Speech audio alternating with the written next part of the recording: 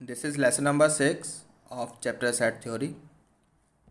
इस लेसन में हम लोग कुछ एग्जांपल्स गो थ्रू करेंगे।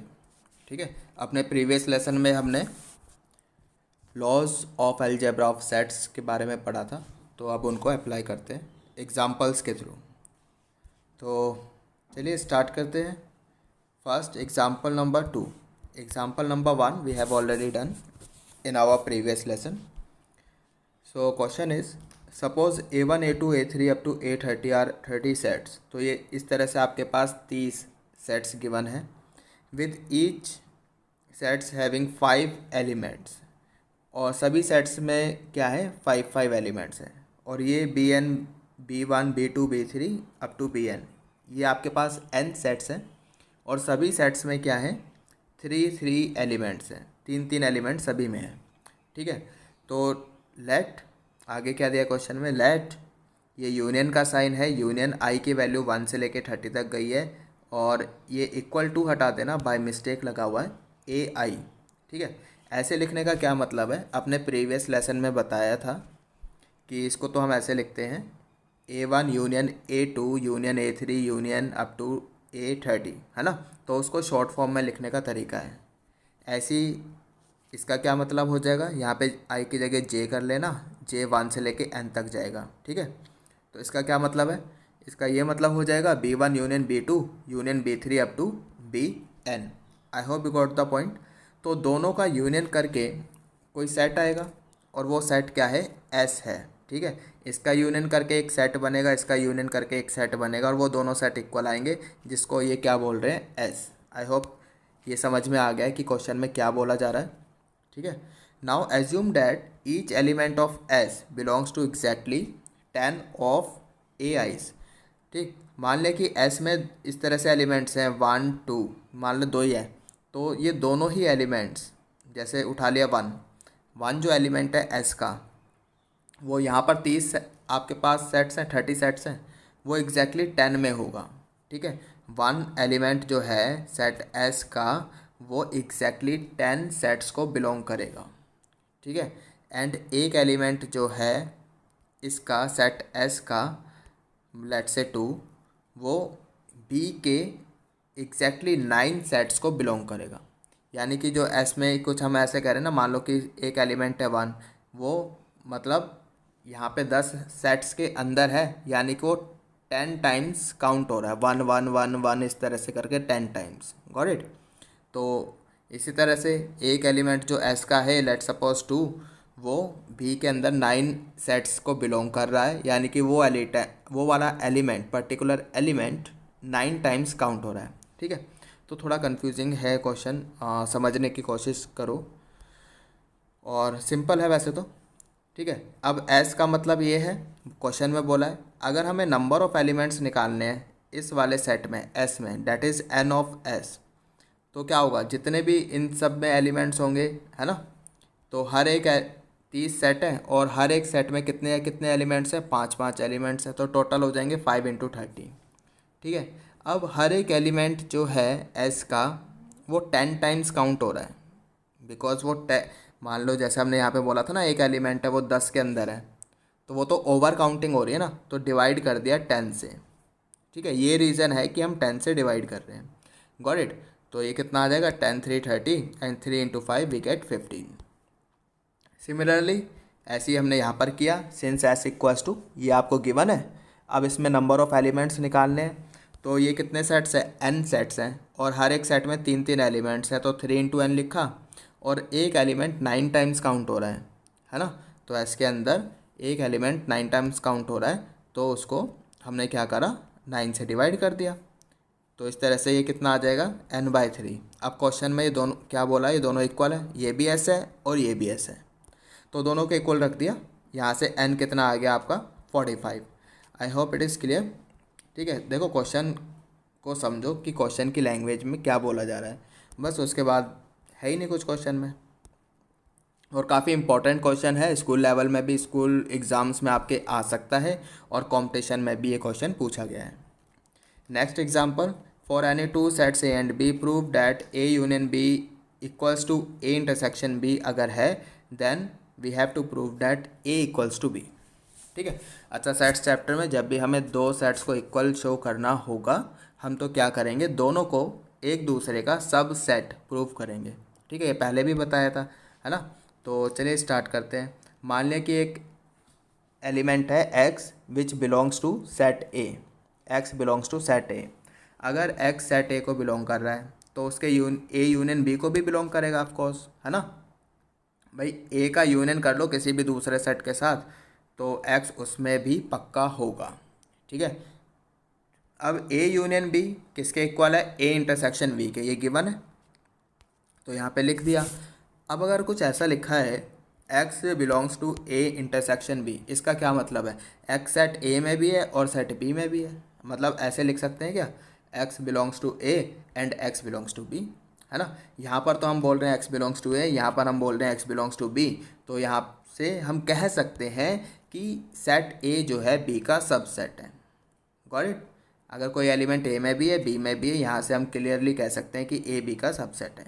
Got it. नाउ अब हम बी की तरफ से देखना स्टार्ट करते हैं। मान लिया कि y बिलोंग्स टू बी है तो y ए यूनियन बी में भी होगा, पक्की बात है ना। अब A union B is equals to A intersection B, ये क्वेश्चन में गिवन है। अब यहाँ से हम ये बोल सकते हैं कि y ए में भी है एंड बी में भी है। ठीक, तो यहाँ पर हम कह रहे हैं y बी में है, यहाँ पर हम बोल रहे हैं ए में भी है। तो एक एलिमेंट, ठीक, जो बी में भी है ए में भी है, तो यहाँ से हम क्लियरली कह सकते हैं कि B is a subset of A. Now look, यहाँ पर तो हम बोल रहे हैं A is a subset of B, second equation में हम कह रहे हैं B is a subset of A, यानी दोनों ही सेट्स क्या है, आपस में एक दूसरे के सबसेट है। Hence we can say that कि दोनों ही सेट क्या है, इक्वल है। Got it. तो इसी तरह से बच्चों काम करना है कि जब भी आपको दो सेट्स इक्वल शो करने होंगे, हम तो क्या करेंगे, दोनों को एक दूसरे का सबसेट प्रूव करेंगे। Got it.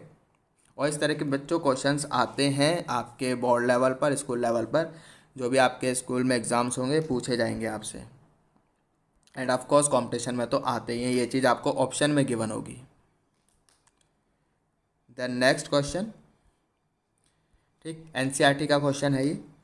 Late A and B sets if A intersection B union B intersection X equals to five, null set है, and A union X equals to B union X for some set X, prove that A equals to B. ठीक है, तो यहाँ से start करते हैं। ये आपको दिया हुआ है A union X equals to B union X given है। तो हमने क्या करा, दोनों साइड ए का इंटरसेक्शन लिया, देख सकते हो आप स्क्रीन पर। फिर लेफ्ट हैंड साइड को देखो तो ए इंटरसेक्शन ए यूनियन, यहाँ पर कोई आपका सेट लिखा हुआ है। ठीक, तो ऑफकोर्स ये वाला जो सेट है ए यूनियन एक्स, ए से तो बड़ा ही है, और इंटरसेक्शन में तो क्या होता है, आपका छोटा वाला सेट लिखा जाता है, तो यहाँ पर तो ए आ जाएगा। Got it. बाकी आप वेन डायग्राम बना के देख सकते हो, इतना आ जाएगा। राइट साइड में क्या होगा, यहाँ पे बेटा आपकी लगेगी डिस्ट्रीब्यूटिव प्रॉपर्टी। तो ए इंटरसेक्शन बी यूनियन बाहर आ गया ए इंटरसेक्शन एक्स, और ए इंटरसेक्शन एक्स आपको यहाँ पर नल सेट गिवन है 5। ठीक है, फिर ए इंटरसेक्शन बी कोई सेट होगा आपका, और अगर आप उसने यूनियन करा विद नल सेट तो कुछ फ़र्क नहीं पड़ेगा, यही सेट रह जाएगा, है ना। तो यूनियन में तो बड़ा वाला सेट आता है, and of course A intersection B जो है वो बड़ा सेट है, 5 से तो बड़ा ही है। नल सेट तो क्या, इसमें कोई एलिमेंट ही नहीं है ना। तो अब कुछ ऐसा आ गया A equals to A intersection B, है ना। अब आपको सोचो अगर ऐसा लिखा है तो इसका क्या मतलब है, ए सेट जो है वो बी से तो छोटा ही है ना, तभी तो इक्वल्स टू ए लिखा है। ए इंटरसेक्शन बी ए आ रहा है, इसका मतलब ए सेट जो है बी से छोटा है।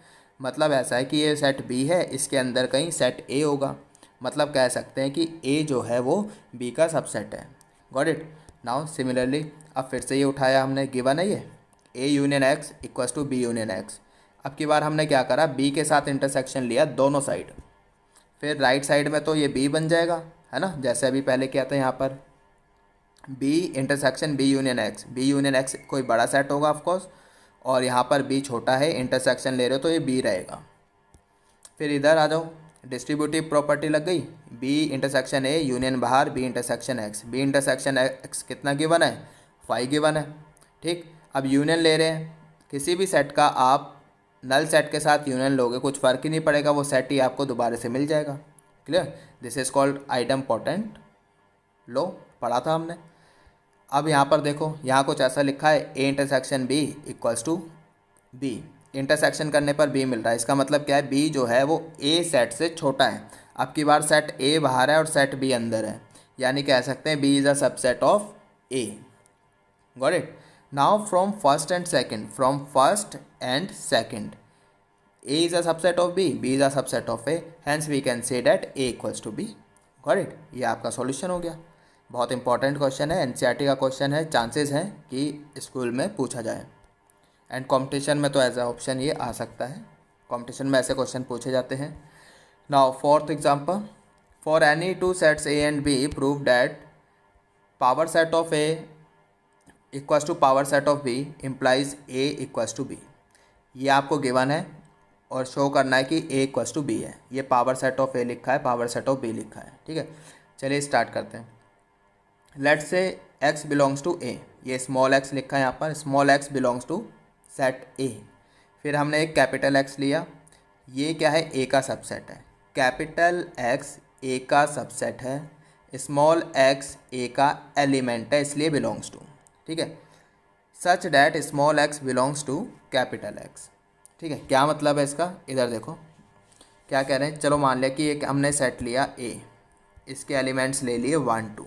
ठीक है, फिर स्मॉल x इसका एलिमेंट है, सेट A का बिलोंग कर रहा है ना इसको, तो मान लिया कि ये आपका 1 है। ठीक, फिर हमने इसके सबसेट्स लिखे 5, इस तरह से लिखे जाएंगे सबसेट, है ना। फिर हमने बोला कैपिटल X इसका सबसेट है, मान लिया कि ये कैपिटल X है, since capital X is a subset of A, तो ये वाला सबसेट है। Such that small x belongs to capital X, तो कैपिटल X में स्मॉल x क्या है, 1 1 को ले रहे हैं ना यहाँ पर, तो 1 बिलोंग कर रहा है, तो ये मतलब है इसका। I hope it is clear. तो x is equals to 1 such that ये जो x है इसके अंदर आ जाए। तो चलिए देखते हैं अब। तो ये मतलब हुआ है बच्चों इसका। कहाँ पर थे हम लोग, यहाँ। आई होप समझ में आ गया। अब आगे करते हैं। Now capital X is subset of X, A। ठीक है, तो अगर ये A का सबसेट है तो पावर सेट का तो एलिमेंट होगा ना, पावर सेट का तो एलिमेंट ही होगा। लुक, जैसे हमने यहाँ पर क्या करा, ये सबसेट्स लिखे। ठीक है, तो अगर मैं इसमें कर्ली ब्रैकेट लगा दूँ इस तरह से, तो ये पावर सेट बन जाएगा। तो अब क्या होगा, ये जो कैपिटल X है ये इसका एलिमेंट हो जाएगा, है ना। तो अब की बार मैं इसको बिलोंग्स टू बोलूँगा, capital X belongs to power set of A। Got it. I hope ये समझ में आ गया। आगे चलते हैं।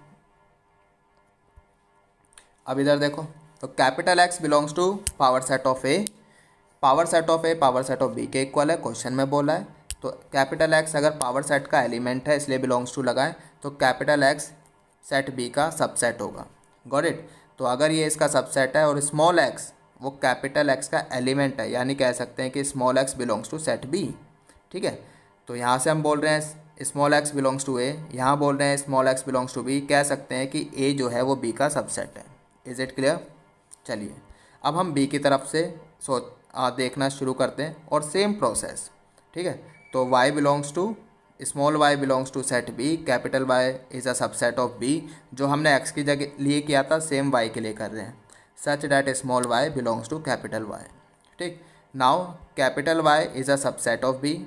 अगर ये इस B का सबसेट है तो पावर सेट ऑफ B का तो एलिमेंट होगा, इसलिए belongs to. Power set of B की जगह लिख दिया power set of A, given है, तो capital Y is a subset of A। ठीक है, फिर small y is a element of A, इसलिए बिलोंग्स टू। तो स्मॉल y B में भी है, स्मॉल y A में भी है, यानी कि हम कह सकते हैं B is a subset of A। ठीक है, अब आप यहाँ देखो, फर्स्ट इक्वेशन को देखो और सेकंड को देखो। A is a subset of B, B is a subset of A, therefore we can say that A equals to B। तो दोनों सेट क्या होंगे, आपस में इक्वल होंगे।